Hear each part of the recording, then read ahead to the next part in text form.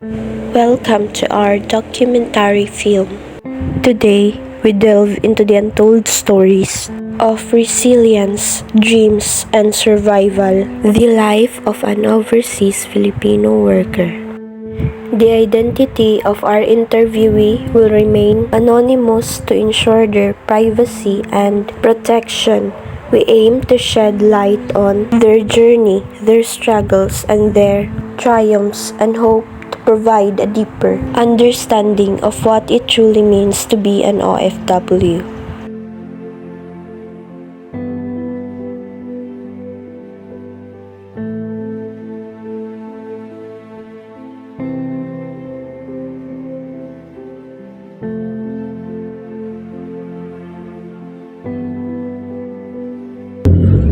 Good morning, my name is Angel, 29 years old, single, and 6 years na nga OFW as an English teacher sa isa ka private school sa Thailand.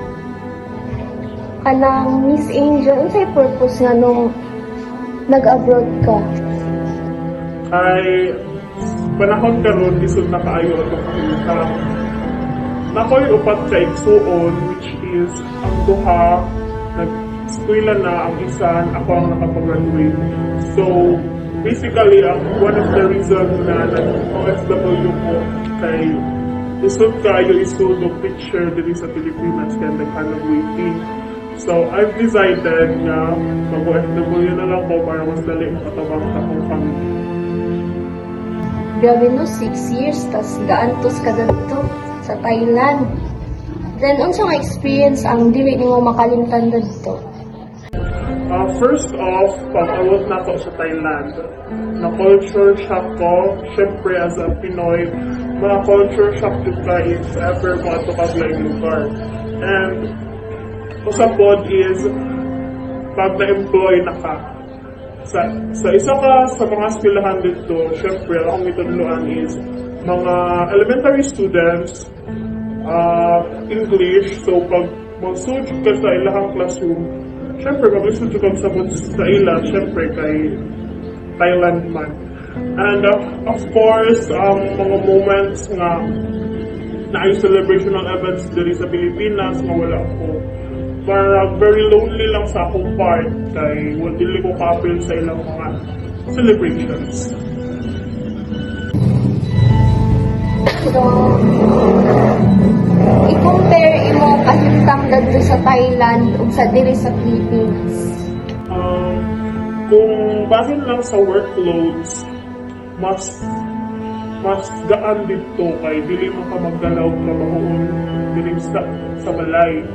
Compare diri kung picture ka diri, syempre dili ka man malikayan magdala og workloads. Pero if pasabot sa personal lifestyle, mas piliyon ako ang lifestyle dito sa Pilipinas kaysa sa Thailand kay mas more ba niya akong ikadakan. So, mas nindot jud diri sa Pilipinas no kung asa pagdagapit kay mo meto nga andan. Katong pagsugod og COVID, naapektuhan ba yung kibaho ato? Of course, kay syempre pag COVID, nag-lockdown na, quarantine, dili na pwede ka gawas-gawas. So, ang mga school is nag-required na lang og online class. So, pag online class na ka, dili man yun na ingon nga mas lisod man ang kahimtang sa online class kaysa sa full face-to-face. So, murag lisod kayo kay pila ko ka months, maglisod pa ta sa akong pamilya kay maglisod ko gawas. So, unsa may imong gibuhat para makasurvive ka sa thesis ato para makapadaka og kwarta sa imong kanang family? First off, wala na ko i-mind ang kalisod, kinahanglan dito na ko ipada. So, nangita ko paagi, nangita ko mga co-Pinoy nga makapadakod sa ilaha. Kaya ang uban nato ng ulikman, so ang akong gibuhat is ng contact ko mga Filipino po na OFW nga mauliay po para makapadaan na lang po ko. And gusto pa, nangita ko mga sidelines like online selling, nahimo ko kong online seller dito, mga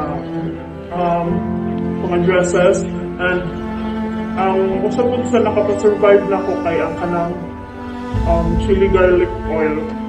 Sa among apartment building, ako na siya gibaligya through delivery lang. Grabe jud ka business-minded jud ni mo, no? So, mo stay na kaari sa Philippines for good or mubalik pa ka? Kung ako lang yun, mas ganahan ko mo stay diri. Mag-himo o mag-ano business, pero kahit ako naman ko ka kahit soon nga nag-eskwela pa, ang isa nasa college, ang isa nasa high school.